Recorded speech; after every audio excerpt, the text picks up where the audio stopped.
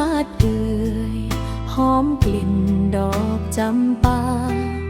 ลอยมาตามลำน้ำของยามแลงดอกจำปาเบ่งบานอยู่หน้าบ้านเฮางามคือใจสาวลาวที่ซื่อบริสุทธิ์หอมละมุนอ่อนโยนคือฮักที่ผูกพันบ่เคยหลอกลวงผู้ใดให้ช้ำใจยามบุญปีใหม่เสียงแค้นก้องไกลผู้คนยิ้มใสสาดน้ำอย่างม่วนซื่นเจ้าคือจำปาที่อยู่ในใจยืนบ่เคยเลือนหาย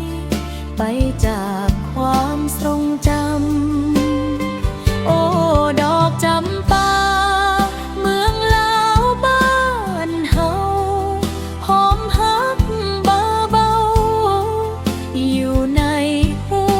วใจงามคือวัฒนธรรมที่สืบต่อไปให้ลูกหลานได้ภูมิใจทุกการเวลาดอกจำปาเจ้าเปรียบคือศรัทธา